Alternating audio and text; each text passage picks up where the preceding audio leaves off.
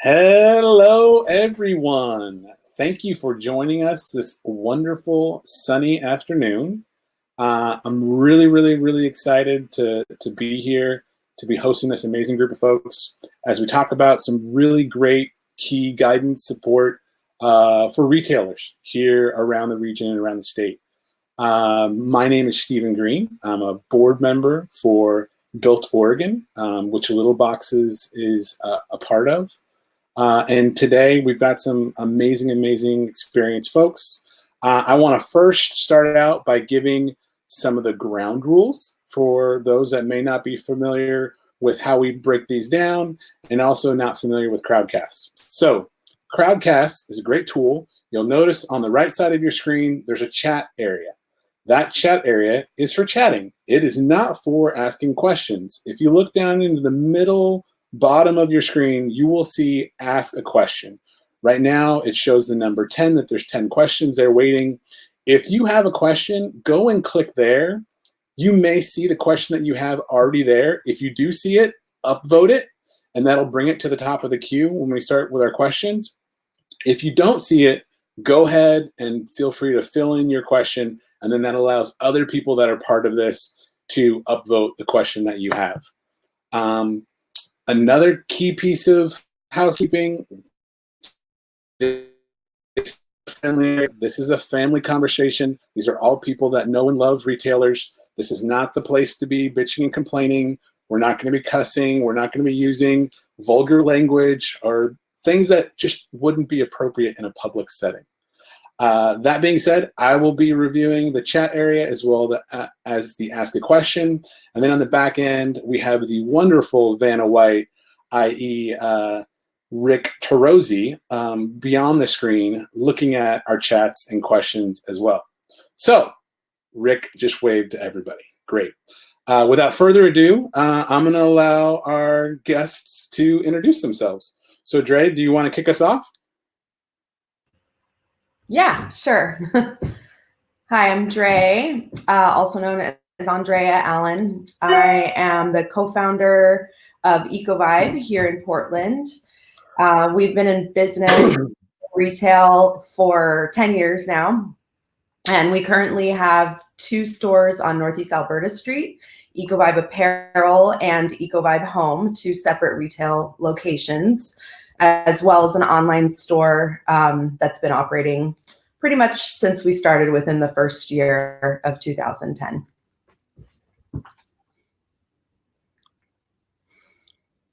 Awesome. Sarah, why don't you go next, please? Hi, my name is Sarah Shaoul. I had been a retailer in Portland for nearly 30 years, and I had multiple locations in different parts of the city. I sold my last shop, which is Black Wagon. It's still going on Mississippi Avenue, and I now work as a coach, consultant, and I also do grief work. I created PDX SOS as a platform to help the small business community, retail, arts, restaurant also, and as a way to buy gift certificates. And we are also about to move that forward as we see that this chaos that we're in is going to be lasting longer than we initially thought. Happy to be here. Awesome. Thank you so much, Sarah. And last but not least. Hey everyone, I'm Jim Hassert, CEO over at Betsy and Aya. We design, make, and sell jewelry, some other great stuff out of our brick and mortar store on Northwest 24th, right off the 23rd. Been in business for 12 years. And somewhat relevant to the conversation I'm having today, previous to my time as CEO at Betsy and Aya, was director of Portland Made, which is a collective of makers here in Portland, all working together to solve a common problem. So excited to be here today and see how we can work together. Awesome. I see all of you have fans in the chat already, so that tells me we definitely picked the right folks. Jim, we're a little ahead of schedule. Could you briefly tell us a little bit about Little Boxes? Yeah, so Little Boxes was actually founded by the founders of Betsy and I, Betsy Cross and Will. And the idea was to, how can we bring attention to the small independent retailers of Portland, in particularly during the holiday season and the Black Friday kind of rush, where normally there's all this hype around big retailers. How can we bring some of that, those orders and that money and that energy to our local scene? So Little Boxes was born from that, and Built Oregon took the torch, I believe it was a couple years ago, and has been running it since then. And I personally think there's a ton of potential with the concept and the idea of Little Boxes, and of all of us independent retailers banding together for a common cause, well beyond just those couple weeks once a year for the holiday. So I think it's a great opportunity for us to breathe some new life into Little Boxes and make it a relevant platform for independent retailers throughout the year. Awesome. Thank you so much, Jim, for that detail. Before we start getting into the nuts and bolts of the questions, now is my opportunity to talk about our unofficial sponsor, Reverend Nets Hard Cider. We actually pay for it, but we love Reverend Net, and this is just an ongoing theme of all of ours. So if you haven't tried their cider, it's amazing. He's doing deliveries in Portland right now. Get some if you can. All right, so with that out of the way, and the love still coming in on the chat side of things, we are all here to hear from these amazing folks and to answer your important questions. So without further ado, I'm going to go into the questions and see what's been upvoted so far. And the first one I'm going to go with is this question, and this goes to all the panelists. Will this coalition be advocating for Kate Brown to create a legal option for commercial tenants to get out of their leases if they cannot financially survive this closure? I have 4 years left on my lease, and there's no clause in my lease that protects me from this circumstance. Without this option, my landlord can sue me for breaking my lease early, and I could be bankrupted. Having this option would also give me leverage in renegotiating my lease in a way that could help my business survive. Leases are a big deal, on top of mind for a lot of businesses, but particularly retailers. Would love to hear the three of you chime in on this. I can go first. I guess I can say the coalition is being born today, and I think its main objective is to listen to what the need is of all of us, and then to absolutely advocate and amplify what the needs are. And I just getting right to the punchline, I think that's going to be one at the top of the list and on the top of everyone's mind. I can speak from Betsy and I's point of view, and dozens of other retailers, owners, founders that I've talked with in the last few weeks. It's a huge pain point, a huge concern, and I think we need to have representation and a voice at the table of the governor. Thank you very much, Jim. And you'll notice Rick just threw into the chat. We had an amazing conversation that really dug into real estate for commercial businesses last week when we did our crowdcast, and we actually had a commercial real estate lawyer join us. So for really more into the weeds information about that, I would say check that out. And you don't have to watch the whole thing. You can literally click on question by question and be able to follow along. But spoiler alert, every situation is different. And I think the other takeaway that I had from that was people have been happily surprised at how much landlords have been forthcoming with information and really wanting to work with folks while also trying to protect their asses as well. But no one's going to be left not losing a little bit in what we're going through right now. Everyone is feeling the pain, including landlords. But there's some really, really great pieces of tactical advice and perspective that we talked about last week. So I definitely recommend people going to that. And if folks want connections with the real estate attorney that we had that gave us his time last week, or the commercial broker that was part of it, we're happy to share that as well. Sarah, Dre, what kind of perspective do you all have on commercial leases? I would add, I would add to what Jim said, which is there are a lot of really amazing people and amazing organizations that are advocating at the city and at the state level, and even at the federal level. I would say that this is the purpose of bringing this group together so that we can have a louder voice together and we can plug into those organizations that are already doing great things. I know that Jared at Tender Loving Empire has been doing some great things, floating around some important letters and surveys to present to Governor Brown and her team. And I've also been working with the people at Business for a Better Portland. Also, they are doing some amazing work. So if we can use this group to bring together our needs, talk about what that is, then we can have that pipeline or those pipelines to get those messages to the people that need to hear them.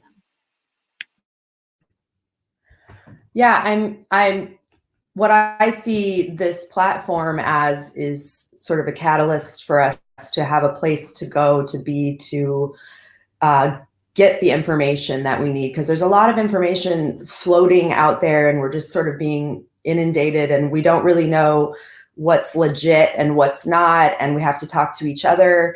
And I know a lot of retailers, like I feel fortunate because I have my husband, my business partner that I get to vent with every single day, as well as various retailers that I've known over the years that I happen to be friends with that I can occasionally connect with when we actually have a moment in our day to try and call one another to support each other or ask questions or, you know, just generally vent and try to understand and navigate what's going on from day to day, because it is changing so much. So hopefully, you know, when Sarah called me last week and asked me to be on this panel, the main reason I was interested in that was just because I feel like there is a lack of sort of centralized information for the retailers in our community, and there are so many of us. And so, you know, I think that's the hope, is like maybe having that sort of hub for information, and not necessarily a platform for advocacy per se, but just, you know, a place where we can all be in communication. At least that's my hope for this forum. So, and as far as commercial real estate, I mean, I think everyone's in a really different situation. I personally am very fortunate that I have a landlord who, he's the landlord for both of my locations, and he is a very wonderful landlord who's been very good to us, and was able to communicate right away to say that he's here to try and help. And he wants to do his best to keep all of his commercial retail tenants in place. And so we're lucky. Not everyone has that situation. And I have certainly been in a situation in my old location, one of my old locations on Northwest 23rd, where we had a horrific situation where we almost went bankrupt over a landlord holding us hostage in a lease. So I've been through that end of it. So I really feel for people who are going through that right now with landlords. It can be very difficult. So hopefully we will find a place to get the answers that we need and a platform for advocacy around that. Awesome. Thank you so much for sharing that, Dre. Yeah, and I can't emphasize again, going and checking out last week's conversation that we had and the insights that we got from Aaron Alloway, an attorney with Perkins Coie, and also Blake St. Ange, commercial broker here in town. They gave some really great perspective on what your options are. Rick just dropped that into the message again. So that one got 6 upvotes. We're done answering it. We're going to move on to the next question. The next question is the city considering options for small businesses who can't continue to meet the financial demands of their retail, I think they mean leases, and have something in place so that we are not penalized by our landlords if there's no opt-out in our lease?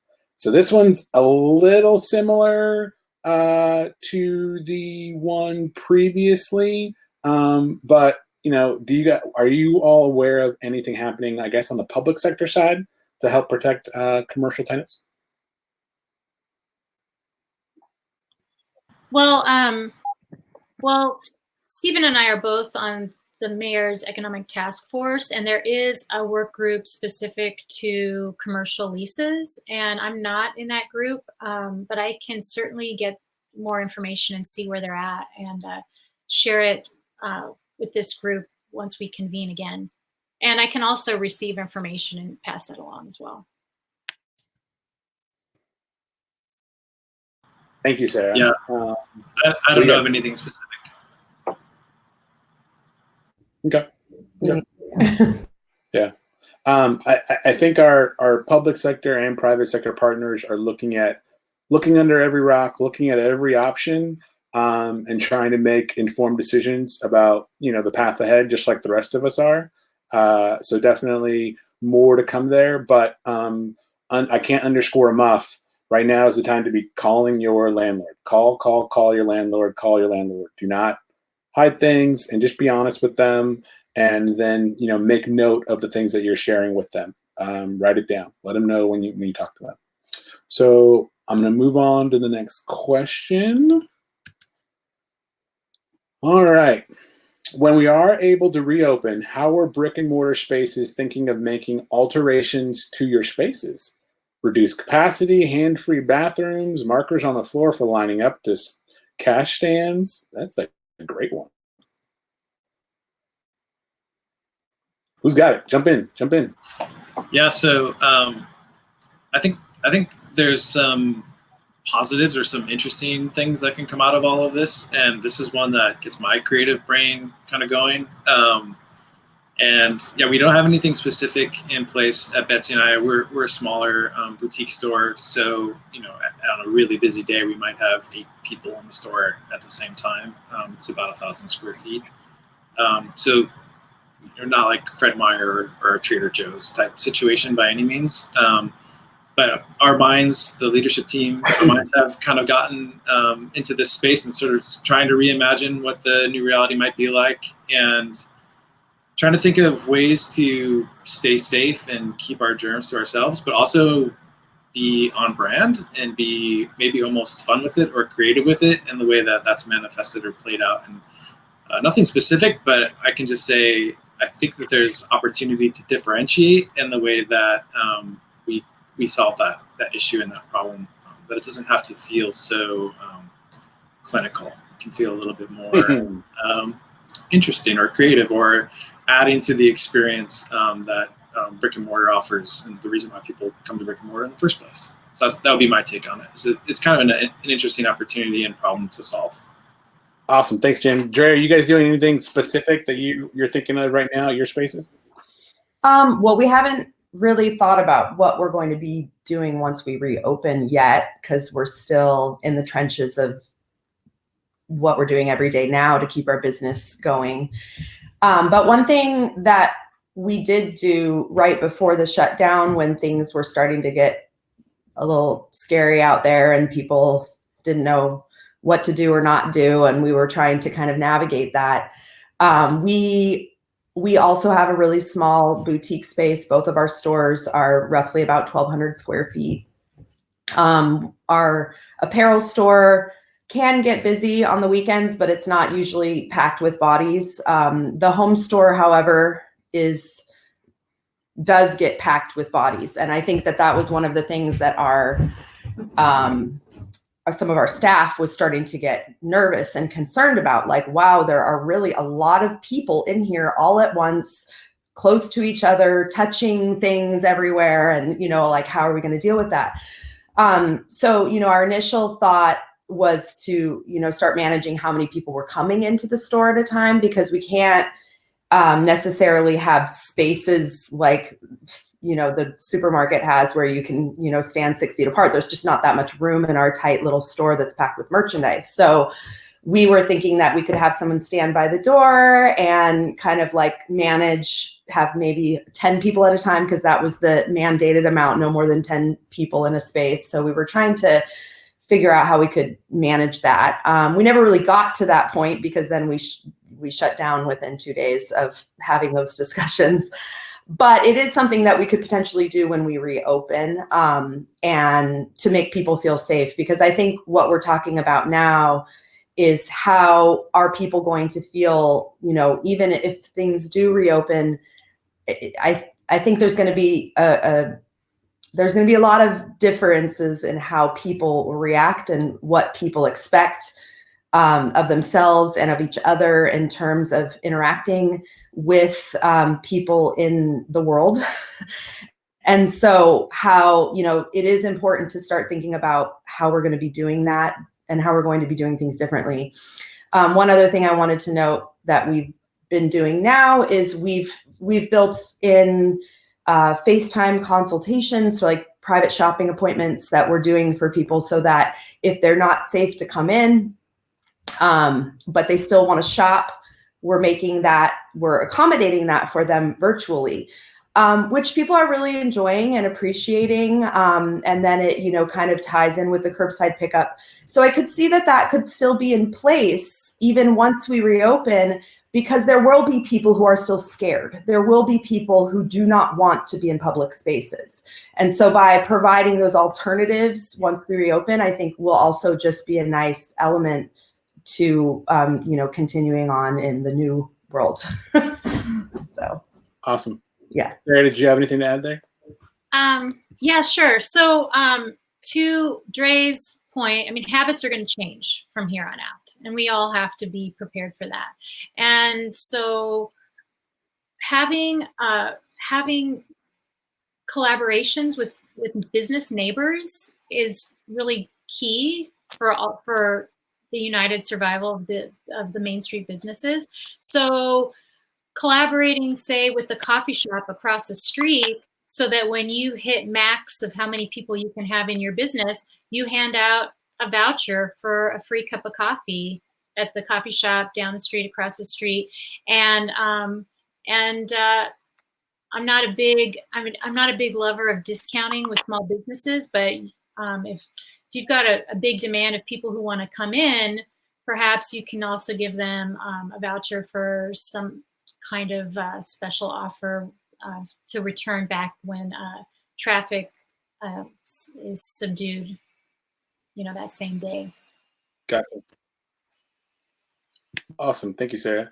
Yeah, I think one of the cool, amazing externalities of this is all the years I spent trying to get businesses to, you know, engage using social media and start websites. Now those folks are calling back, and it's been amazing to see how quickly businesses have gone from zero existence online to standing up not only an online presence, but, you know, people being able to order product from them online as well, and getting into e-commerce. And so I think a lot of those things have shifted people's perspectives of, you know, not having time to do it.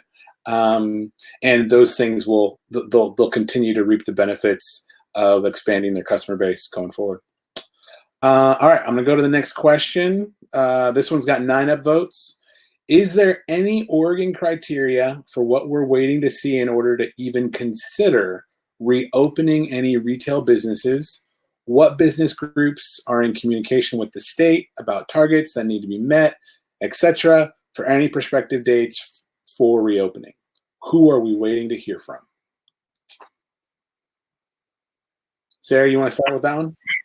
Yeah, honestly, I haven't heard of any of the organizations talking about a proposed opening date. Mostly the organizations are working on getting funding to the small business community. That's really been priority number 1. Let's get some money to these businesses who need it right away. I think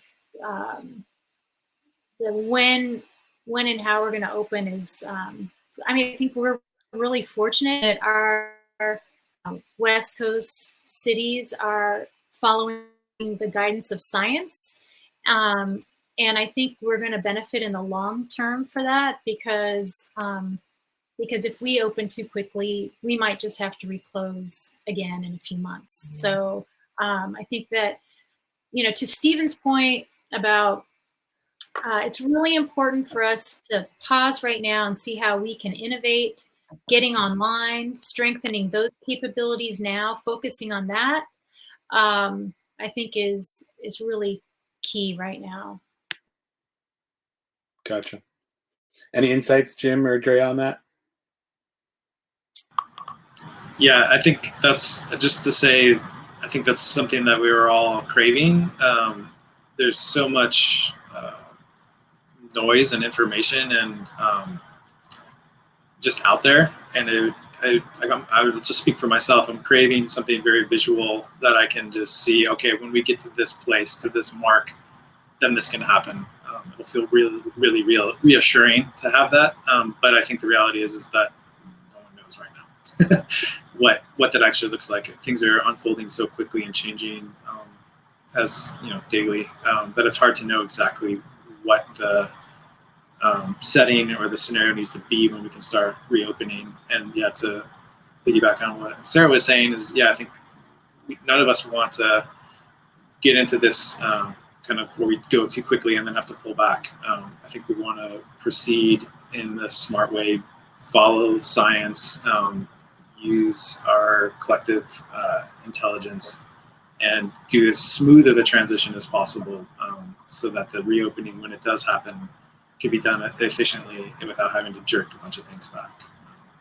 But yeah, I think we're all craving that clarity, and it's one of the hard things to reconcile in this new reality is that it's anything but clear. So getting comfortable with the uncertainty is maybe one of the biggest challenges out of all of this. But maybe just all that said, I think it will start to emerge, and my hope is that when it does, we can use this platform as a way of communicating it and getting that information out. Awesome. Thanks. Dre, did you have anything to add to this one? Yeah, I think, can you hear me? Yes. Yes, ma'am. Perfect. I think that right now, it's been about a month since we had to shut down, all of us. And I think in general, Portland responded very well and very proactively to what needed to be done and what, doing the right thing. I felt like we were one of the last stores on Northeast Alberta that was still open, which started to get weird. But we were also being very careful and cautious, and then like, okay, now we have to close, and this is the worst thing ever, but this is what we have to do. I think people are anxious and really want to know, when can we open? And I think when we closed, that was the main thing we were thinking about. Okay, we have to close, but how long is this going to last? And when can we open again? And how long are we going to have most of our employees temporarily laid off? When can, and also they want to know, when can I come back to work? There are a lot of questions. I think now that we're a month into it, and we realize we don't have answers, and the answers change every day. For us, at least, I think what we're trying to do and what's helping is sinking into the reality of what we're doing now. And not, even though we want to know when we can reopen, not focusing on reopening, but focusing on how we can operate in this new world that we're in, and trying to stay just trying to survive through that, because we don't know how long it's going to take. So we have to do things that will keep us alive right now. And it's a really hard reality. And I think, we go through cascades of emotions every day about it. But it has helped to be able to embrace that. Like, okay, this is what we're doing now, and these are the things that are working, and let's do them better, and let's work on more things that are going to keep us in survival mode, because that's what it's going to take to get to the point of being able to open again, because we have to get there. We don't know how long that's going to be. So I think that is helping us, at least, to be able to just really embrace what we're doing and what's working and how we can do it better so we can stay alive. Awesome. The only thing I would add to that is, I think one of the things that comes up in us creating this platform is that, folks want to be able to share these concerns, and we shouldn't be making assumptions that the concerns that we're talking about here are also getting to the public sector. And so, if you've got an opportunity, any of these moderators, any of these people that are watching this right now, if you've got an opportunity to be part of a subcommittee or a committee that interacts with the public sector at the city, county, state, federal level, see if you can take the time to do that, because there's a chance that your perspective is not being represented with that group. And I think that's where we can bring so much value, is just bringing more perspectives around the table. Because you may hear from somebody, oh, well, we haven't heard that before, and we didn't know that was an issue or an opportunity. And so, don't discount, just showing up at a table and providing your 2 cents, even if it's for 15 minutes, 30 minutes, whatever. And so if you see those opportunities, don't assume someone's already talking about the plight of retailers in your area. So thanks for your responses there. And thanks also, Jared, for throwing in a little bit, and Shannon as well. I love to see the engagement that folks are doing. And this really, I think one of the amazing things about, Oregon is that our DNA is to help other folks. And when I've worked in other locales around the country, there's such a amount of competition amongst founders, as opposed to, even in good times, but especially in bad times, our default setting is to go and help our competitors, is to go and be part of the community. And so I think that's really emerging, even in this small situation here on Crowdcast. So I'm going to go on to the next question. Oh, wow. Okay. So this one's got 8 upvotes. Does anyone know the specific rules on rehiring employees using PPP funds? I receive them when our retail store is closed. It is required to use within 8 weeks from the date of receipt, or within 8 weeks, or by June 30th, or within 6 months. I've had all those answers given to me. Thank you, Debbie. I'll chime in on this one because I've been doing a lot of stuff on PPP. As of right now, and again, SBA keeps on giving new guidance, new information, new clarity. But as of right now, your 8 weeks starts once those funds are distributed to you, not from when it's approved, not from when you sign docs, but that 8 week window starts once you receive those funds from PPP. So unless anyone else has something to add to that, that's a pretty easy one to check off that we've done it. Anyone have something to add to that? The only thing I understand is that if for some reason this were to go on longer than a few months, that there's a possibility that the rules may be loosened a little bit. I don't know if that's true, but that I've been told that is a possibility. I think, Sarah, feedback that bankers have already been giving the SBA about this is that these funds may have been coming too soon, and with the 8 week window, businesses may not be able to see around the corner enough in 8 weeks. And what they may end up doing is letting go those employees after the 8 weeks because the economy hasn't picked up. And so I 100% agree with you that expect more updates on this. If I was a betting person, I think they're going to add more money to PPP, and we'll see more changes as well. But that feedback is already coming in loud and clear to the SBA and our senators and everyone that's behind the scenes. So yeah, keep looking at the SBA guidance that's coming in, but yeah, more definitely to come. I'm going to move on to the next one here. This one's got 7 upvotes. How can we work together to survive? It seems clear that we cannot depend on government agencies, state or federal, to save us. Interested in ideas for how we move forward differently rather than take on more debt. Thank you, Cindy.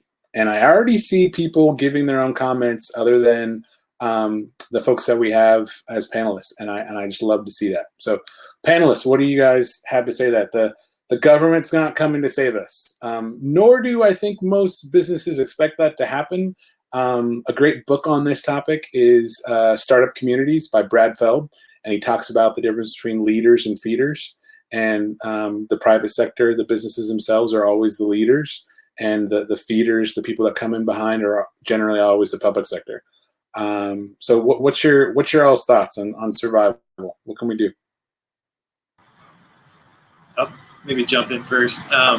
Yeah, I think banding together is step one. Having a unified voice is step one.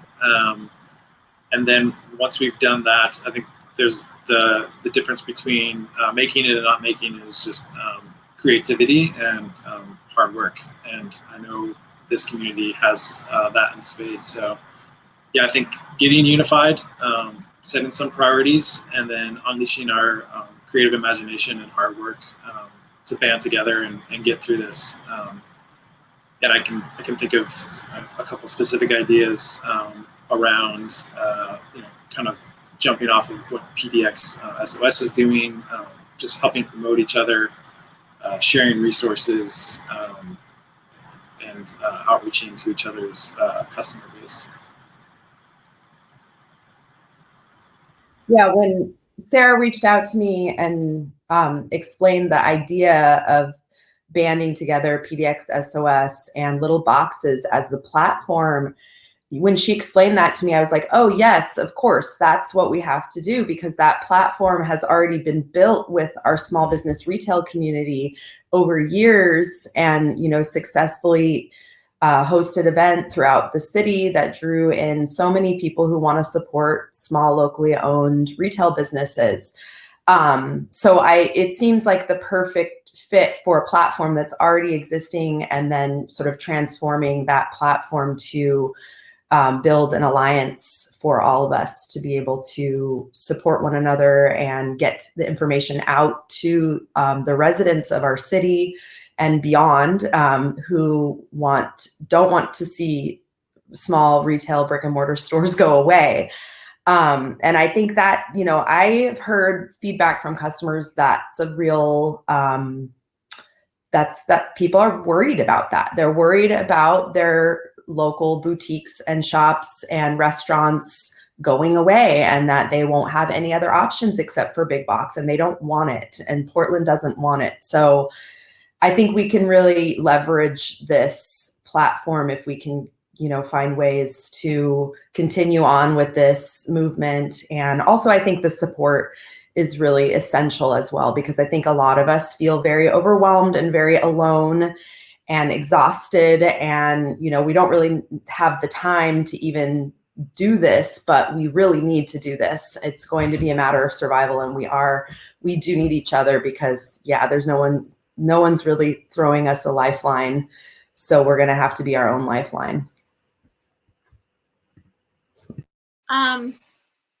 There are so many pieces to this, right? So there's a lot of us, we talked about doing advocacy. I mean, I just got out of a meeting where we are talking to city leaderships about their procurement policies and how they have to be thinking about buying locally, and getting our leaders, our city leaders, to step up and support the local small business community. And that's just one way. And I was approached by a developer at Intel who's created an app to make it fun to support the local small businesses, and asked me how we could work together.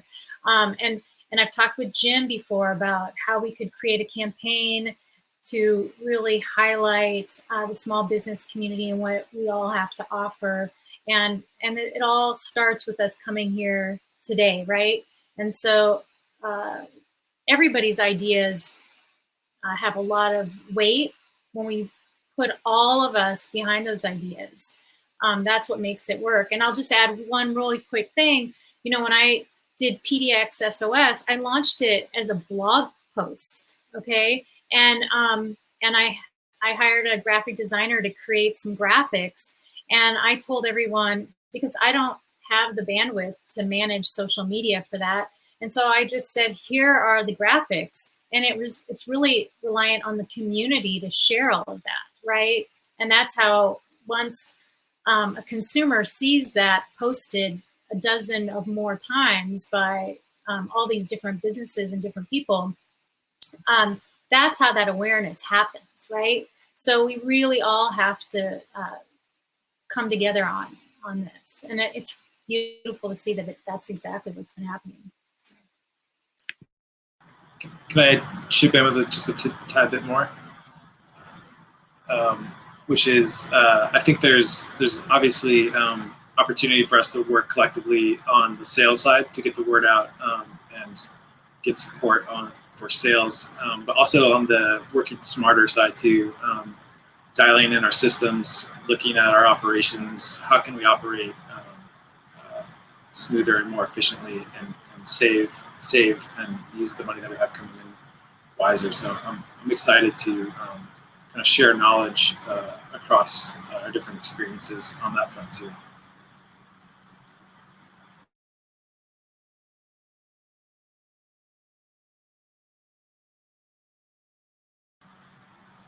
Perhaps we lost Stephen. Stephen? Oh no, we lost Stephen. Well, until Stephen comes back, I thought I would speak to some things that I'm seeing in the. I mean, I guess. Are you there, Stephen? Yeah, he got kicked out. Oh, he's in the chat. Hey, Stephen. Should I go into the questions? Let's see what we got. I'm interested in hearing what the risks are of not paying rent. Again, none of us are really, it's not really in our wheelhouse to speak to those legal ramifications. So I'm going to have to pass on that and refer you guys back to that conversation that they had and that was posted earlier.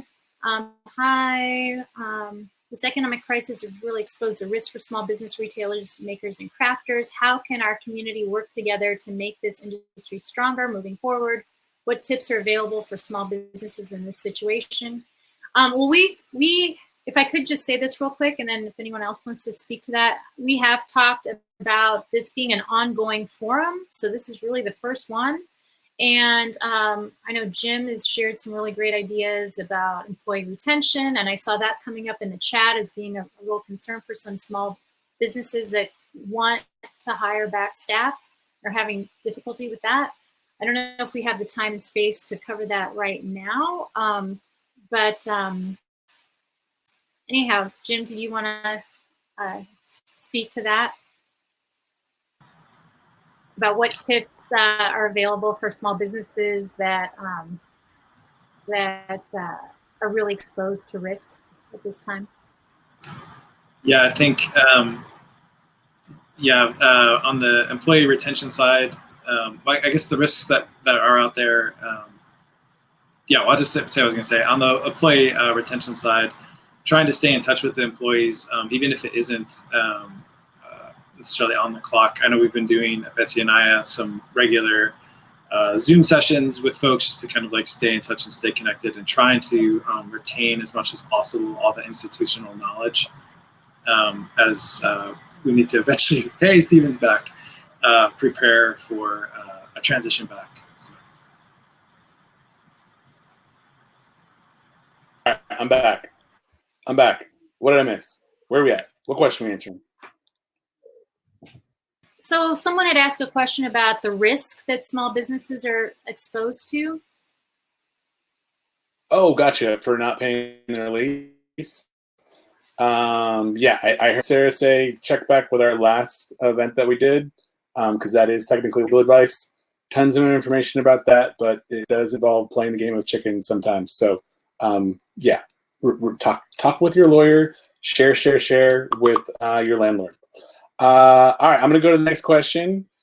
This one with 8 upvotes. I'm curious if storefronts can rally together to ask for temporary 15-minute street parking zones when we start being able to reopen, so curbside pickup is possible for those of us on busy. Ooh, damn.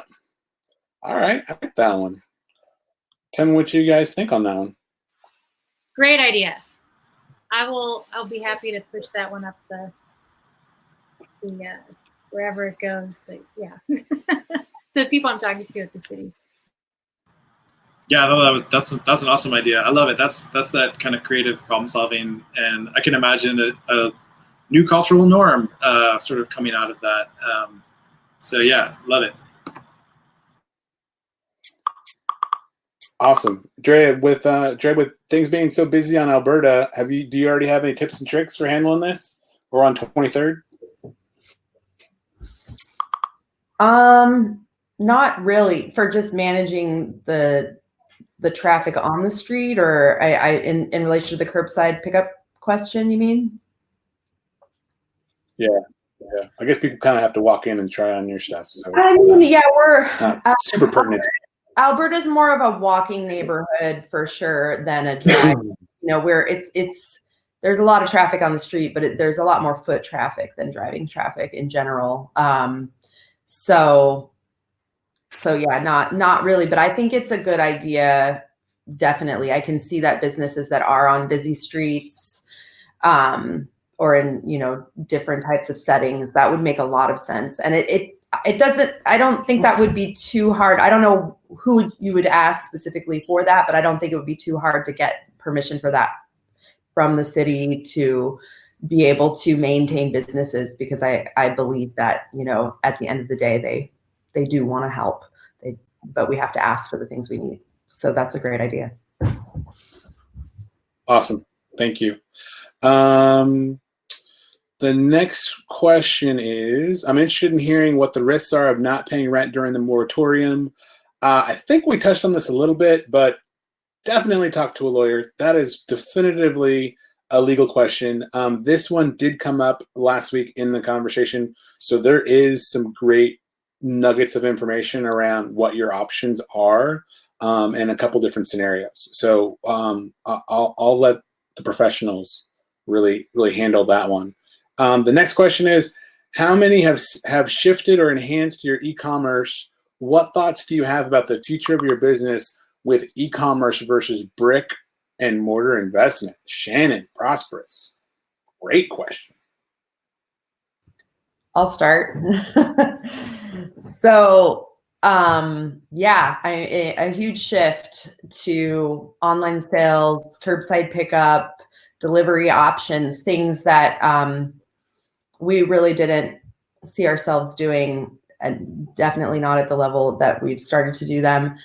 And I think the community is starting to see that is something that is happening. And if you're offering it, great. Hopefully you're seeing an uptick in sales as people are getting used to the fact that they can't go out and shop in the stores they want to.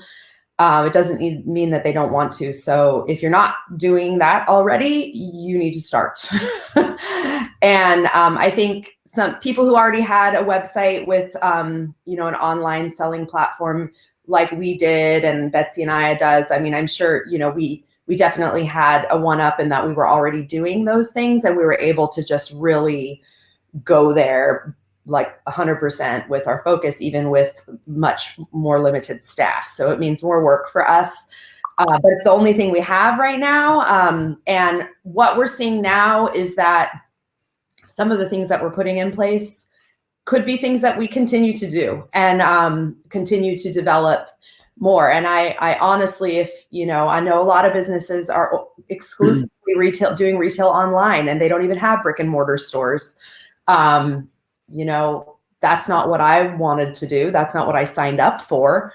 That's not why I took out huge leases in my neighborhood, but that's, what we're doing now. So I think the more people can kind of shift in that direction, the better, because it is something that could add a new element and a new revenue stream to your business once you do open your brick and mortar store again, if you open your brick and mortar store again. And I think a lot of people are starting to ask that question, like, am I even going to have a retail store when this ends? Or so thinking about, how you can shift and embrace that new reality. So, but yeah, I forgot what the actual question was. But Thanks, Ray. No, it was about getting into e-commerce. I will give one glimmer of hope.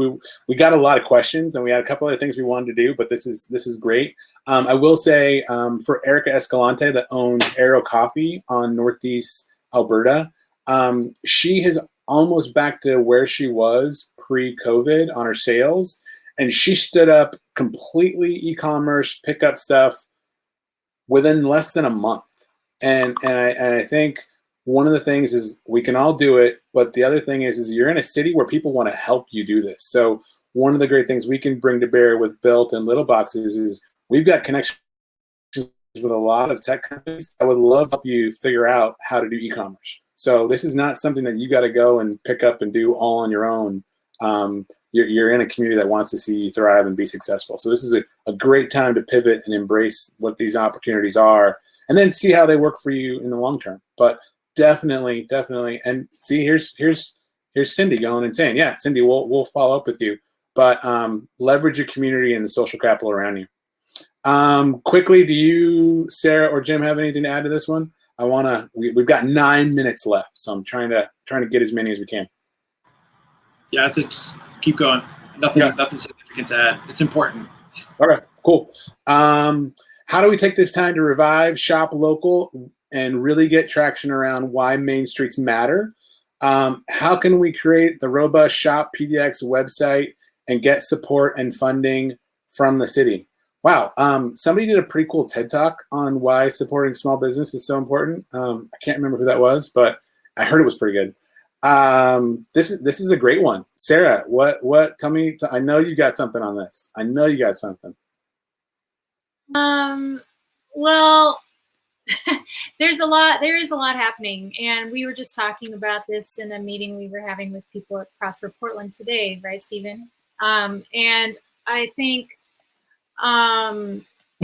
there are many of us that are working on this as well, and there are movements that are being revived, like I heard from Michael over at Supportland, and that is still a platform that's available, and it's free. It doesn't cost anything.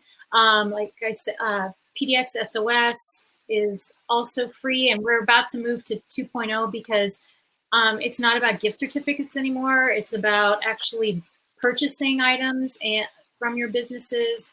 So we're working on it. I think it's really important for everyone to understand that we are really right in the middle of it right now, right? So this is a time to recognize that that we just got hit by this thing, and it's going to take we have to sit with this for a little bit, and this is a good time to identify what is working if you are making web sales, and how to increase those sales, and what you can do, and how, if and when the businesses reopen, what are those policies around, like, what's your return policies going to be like?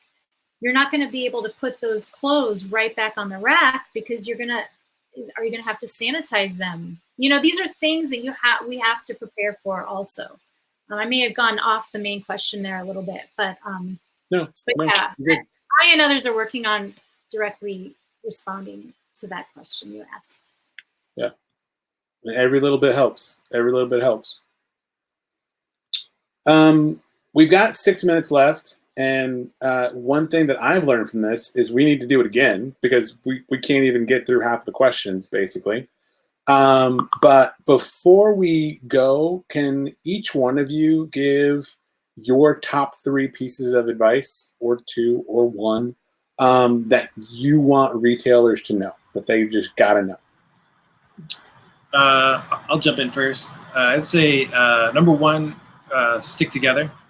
However you interpret that to mean, whether it's the broader community or your team, but now's the time for teamwork and banding together for sure. Be honest.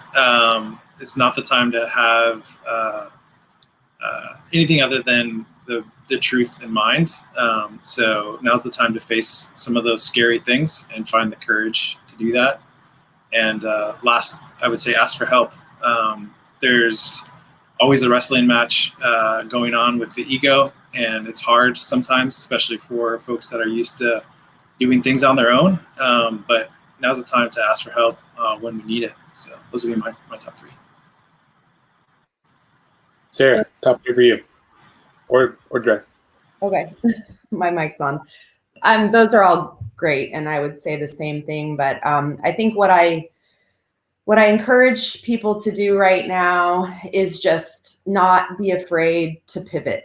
I think a lot of people have been paralyzed for a while, and I know I was in that place for a couple of days, but I'm sure other people had, longer, spans of time where you just felt stuck, you felt alone, you felt like there was no end in sight. How can I fix this? And I think that what we have to do, and the reason why right now EcoVibe is still chugging along, is because we quickly realized that we needed to change the way we were doing things. And that even though we didn't like what we were doing, and I'll tell you, the first day I went out to do deliveries with the mask and gloves on, I was mad. I was like, I don't want to do this. This is not what I want. This is not my business. This is not who I am. This is not what I'm doing. But I had to. And then I had to, like, you know, buck up and say, okay, well, this is what I'm doing right now. And I'm not going to be doing this forever. But right now I need to do something different. And I might need to do some things that I don't like a lot of the times, because a lot of the things that a lot of things my staff were doing, they're gone now. I have to do them myself. And it's really exhausting and it's really overwhelming.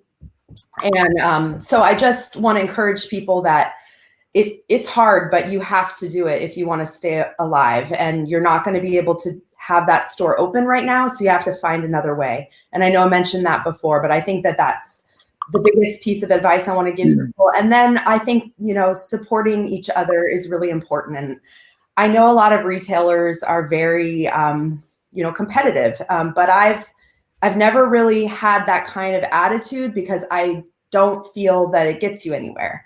And most of the retailers that I've seen that were very competitive, that were small independent businesses, are no longer in business. And that it's really important that we do have a community that we can engage and support one another. And so I hope that this platform becomes something that we can continue to do that, because I think we can learn a lot from each other. We can share a lot.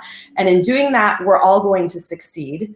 We may not all succeed, but we're going to have a better shot at succeeding if we do that than if we try to just go it alone and figure it out by ourselves and, be negative towards other people who are just trying to do the same thing. So that's all. Thanks, Greg. All right, Sarah. So I've been talking to a lot of business owners, and a lot of them are just running themselves ragged, working every single day, doing everything. So my first piece of advice would be just pause and take care of yourself. And that means breathing, taking care of yourself, your mindset, yourself mentally, because in order for my second suggestion, which is to innovate, you have to have clarity of mind, okay? And to have clarity of mind, you cannot just be in it, okay? So it's beautiful outside, take a walk. This is where the ideas are gonna come from. You need to step outside of that. Now, innovate, again, we talked about how things are changing, habits are changing. So how can you innovate? And identify opportunities, because there are so many opportunities. And Stephen spoke about a client about Erica doing really well. I have a client who's been wanting to go online for a really long time, but she's been afraid to, and she was forced to. And guess what? She is actually growing. It's crazy, right? So it's possible, but you have to have that clarity of mind to be prepared and look for those opportunities. And I'll repeat what others have said: collaboration, coming together, collaborating across even industries. I think the restaurant community and the retail community really need each other, and we make up Main Streets. So that would be my advice. And just know that we are thinking of you, and there's so many of us fighting for you. Awesome. Thank you so much, Sarah. Oh, I have one more resource. There's one really cool resource that I learned about. It's called commerceforgood.com. And the 4 is the numeral 4. They will help you build a website if you don't have one. Sweet. That's awesome. That's awesome. Thank you, Sarah.